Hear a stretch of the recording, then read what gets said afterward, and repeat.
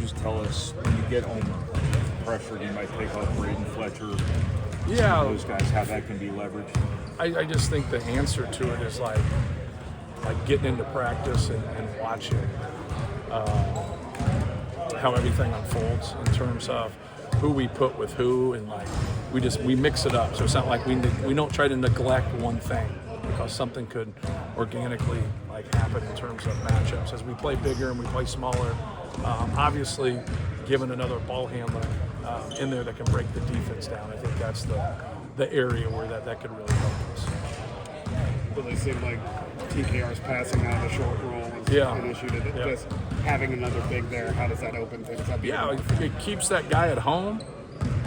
They got a decision to make, right? And so TK is very good at kind of, we always talk to him about pausing there. Like, you can make your play right away, but if it's not there on the catch, just pausing and just let the defense give you the answer. And he does a great job of making that intermediate shot and making that pass. So just trying to have that, good interior passing with different actions. Last year on defense, you didn't have the size, so you had to focus on the perimeter. Now you have the size. How does that complement with what you went through last year? It's still, trying to keep the ball out of the paint more than anything. Like, there's just too many plays at the rim for us last year, no matter who was there. So that's first and foremost for us, to do a better job of not allowing so many plays at the rim, but then also when it does happen, feeling better about it, because we do have rim protection. So, Oscar is really good in ball screen defense.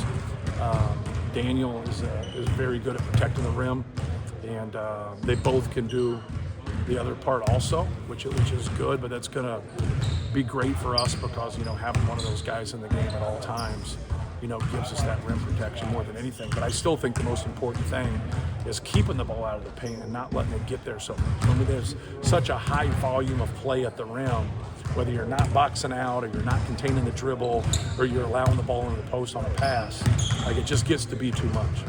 How many avenues are there to explore in terms of leveraging Trey and size together offensively?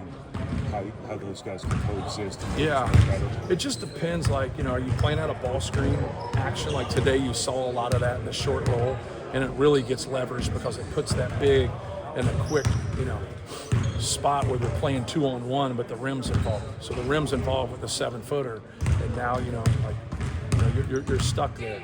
Now, when you play out of the post, it just depends on which one of those guys is initially getting the ball. So, like, if Trey's getting the ball, now they can come with the bigger double, where if they're getting, the basketball, do they want to leave Trey and let Trey be weak side rebounding, and vice versa. So sometimes the action's really not that good, but when shots get up there, you're in such great rebound position that it's a high percentage play. The other times, it's just such an efficient offensive play. You want the ball at the rim. Like, you want as many opportunities at the rim as you can get.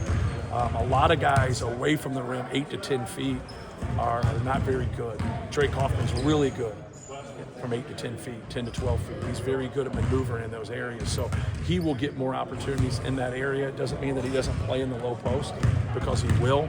But we will play through the 5 at times in post-ups. We'll play through the 4 sometimes in post-ups. And then they'll get more opportunities in ball screen. So just the burden of staying out of the other guy's way is on the yeah, you have. So you see the drill work that we do. And when you see a flip-up lob and you see a duck-in pass, you're just trying to make sure they stay on their runways. The problem that happens is when you get defended, you get resistance. So when there's nobody out there, or it's us going against us, sometimes the resistance isn't quite there. So when you get to a game and someone's grabbing you, holding you, pushing you, it's a little bit different to roll and get out of things. But we're trying to show them not getting in each other's way with the spacing and how they have to go about it. How quick of an acclimation process was it for Oscar coming in here? More just being in shape. Wasn't in the best shape when he showed up. So like more of cardiovascular getting in. He was effective though. I said very few people are out of shape and effective, and he was effective. So that was cool. Like, hey, I bet you he's going to be effective when he gets in shape. But no, it's just him getting his wind, getting his legs under him. Very knowledgeable. Like we're not saying anything that he doesn't know. And so anytime you have a guy that has that experience, he's been around good coaches. Both his coaches, like I've met all 3 of his coaches. Like all 3 of them are excellent coaches in college. Now hopefully I can be up to that standard as his fourth coach in college. But no, they did a good job. They did a really good job of getting him to this point. But it really is learning what we do in ball screen D, learning what we do in post D, how we handle certain actions, and then learning those actions from an offensive standpoint too, and just learning what we do, just the vernacular and fitting in. And last year was communication that you were harping on at this time. Is there something that's standing out about this team? No, we communicate better, but we still don't communicate well. So it's just trying to get them, especially the ones that don't have that quite a personality, like an outgoing personality. It doesn't matter what your personality is. Your personality on the court's got to be one that's competitive and early, loud, and continuous with your voice. How much of the gap you want to fill defensively is just accounted for by just defensive rebounding? There's a lot to that, just finishing off plays and doing a better job so we can get in transition, because we're a good transition team. So you see that one drill that we work on with that. So that's really important. More than anything for us is also doing our job. I think sometimes when you get cerebral people, sometimes they can overthink some things, and that was some of our issues last year, that it wasn't what we were doing at times, it was how we were doing it, and just trying to have that understanding is that we don't want to break what we're doing. Just keep doing your job, keep reading situations, and then kind of go from there and build off of it. So, what do you like about Jack Benner this summer? He's been great. He's really played well, and just his feel for the game, his ability to pass. He's gotten in some tough physical matchups. He always responds. He always comes back, especially when he gets hit or he gets hurt. So he's very competitive, tough, intelligent. Just got a lot of winning qualities. So he's gonna help us. He's gonna really put the other team in a bind in his spacing and his passing. How valuable was it before, out of need, or just trying to find a place to get him on the floor? A little bit of both. He can play the 3 and the 4, but right now, being able to play that position. Obviously he's going to compete at both, but right now in practice with Liam being out, that's what we need. So with Liam coming back, I think he'll play both the 3 and the 4 and just kind of go from there.